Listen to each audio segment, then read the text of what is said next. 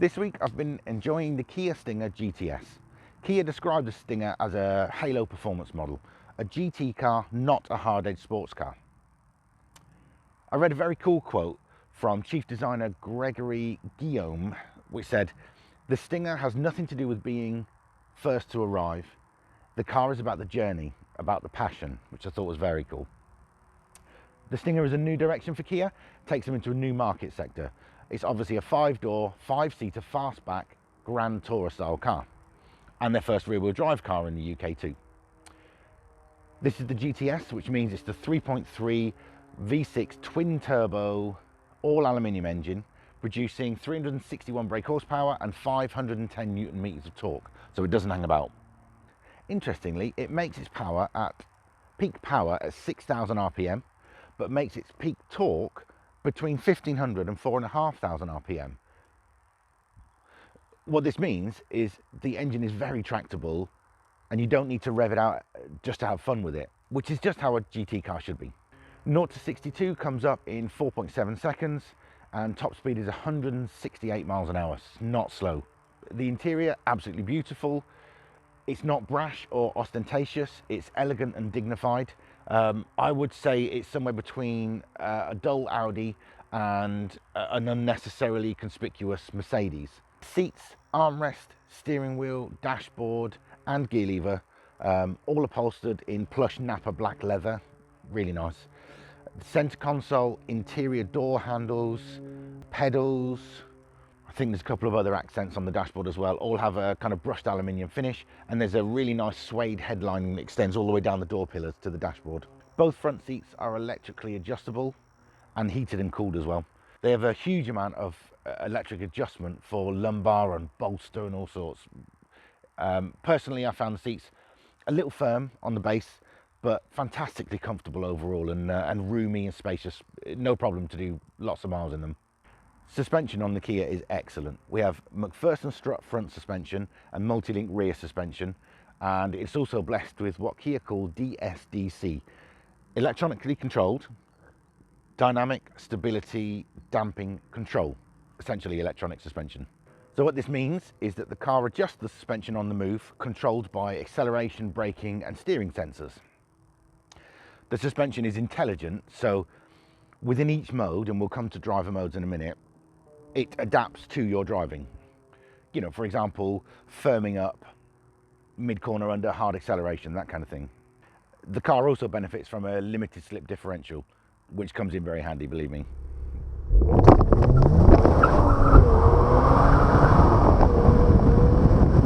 So the driver can change the characteristics of the whole car by using the mode selector, which is in the center, a small dial in the center. There are 5 modes. We have Smart, Eco, Normal, Sport, and then Sport Plus. Each position of the drive mode selector noticeably changes the characteristic of the whole car. I'm sure you've seen this kind of thing before. Steering, gearbox, and throttle become more responsive. Suspension firms up, and the whole car takes on a more sporty feel. With the Stinger, I feel that the driver modes are like perfectly spaced gear ratios. They offer progressive, increased level of driver involvement by reducing the amount of electronic intervention, increasing the fun factor, culminating in the full fat Sport Plus mode. Now I think it does this in a really nice staged fashion. Some cars, I think, driver modes are a little bit all or nothing, but on the Kia, very evenly spaced and a really nice progressive linear change. However, even Sport Plus has some electronic involvement. So it will let you have fun, it will let you go sideways, but ultimately the car still has your back and will more than likely stop you throwing yourself into a ditch. If you really want a no-holds-barred hooligan experience, you can turn off traction control and stability control with a button in the center. Now then, what's it like to drive? Well, let's talk about the brakes a second. So brakes are huge Brembo brakes all round. We have 350mm vented discs on the front, 340 on the rear, and this thing stops like nothing else. It's phenomenal. They don't fade, not while I've been driving it anyway. The car isn't massively heavy, honestly. It's 1,855 kilos, so it's not a massive car, but yeah, the brakes are absolutely outrageous. I find with them that they don't have the initial bite is actually quite relaxed. So although they're huge and their stopping power is phenomenal, they're actually quite friendly. So when you first put your foot on the brake, very gentle, but if you push hard, the road concertinas in front of you, it's phenomenal. Dimensions, let's talk about dimensions. It's 4.8 meters long and about 1.9 meters wide, I think it is, just short, so reasonably big. Inside, that means that you have lots of legroom in the front, lots of legroom in the rear, and it's just a very comfortable place. I did 4 or 5 hours in this the other day, mostly motorways and A roads. Just really nice, dead relaxing ride. So at motorway speeds, this thing is it's not Bentley or Rolls-Royce levels of whisper quiet inside, but it's very quiet.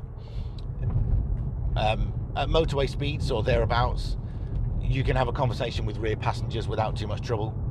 Raise your voice slightly, but you don't have to shout. It's ever so quiet.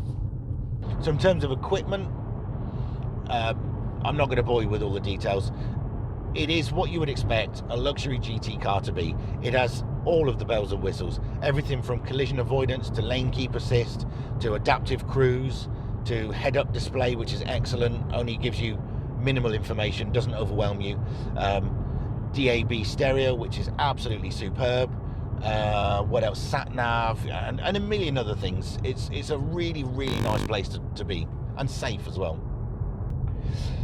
Now, living with the car is really interesting. I've spent a week with it, and I'm really disappointed it's going back today. I would say that fuel economy is not great. I think Kia suggests something like 17 miles per gallon around town, 29, something like that on a run, and then an average of about 27 or 28. I didn't get any of those, but I'm sure you could if you wanted to. Well, they did, and they're real world tests these days. For me, fuel economy would be an issue, but it's such a fun car to drive. And what else would give you better fuel economy in this class? Nothing. One of the key things that jumped out at me about this Kia Stinger was actually the price. It's only £41,000. £41,000, yeah. Maybe Kia made a mistake or something, I'm not sure, but I don't know how that works. For example, I don't know what you would pitch this against, but if you spec'd it up against, say, an Audi S5 with similar equipment, you're talking over £60,000. That's 50% more. I don't know. I suppose you do have to consider that at the end of the day, it's a Kia. It's a new direction for Kia, and the brand maybe doesn't hold the kudos that, say, an Audi or BMW would.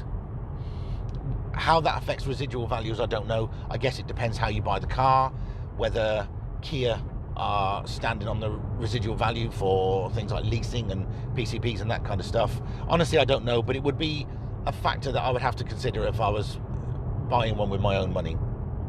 That aside, I wouldn't hesitate to own one of these things. It's just so much fun. It's really nice to be in. It's a fantastic drive. And it ticks all the boxes. This morning, for example, first thing I do, pile the kids in, we do the school run. It's in comfort mode, relaxed, soaks up the bumps, perfect. Drop the kids off, put it in sport mode, start having a bit of fun. Come and do this stuff, put it in Sport Plus, a bit more fun. And it just ticks all the boxes. It's phenomenal. With it being quite a long wheelbase and reasonably wide, I guess that must have an impact on the suspension and the handling. The reason I say that is when you do start to press on in this thing, it is a bit tail happy. It's got 360 horsepower and 510 newton meters of torque, like I said, and it's delivered the torque particularly is delivered really low down. So if you want it to, it'll go sideways in a heartbeat. But the chassis is very predictable. It's got fantastic suspension. It's got plenty of grip if you want it, and the electronics are there to back you up. So you can really have some fun in this thing, really enjoy yourself and put the fun back into your commute to work, and not be afraid of it. When it does let go, it does it progressively and nice and controllably.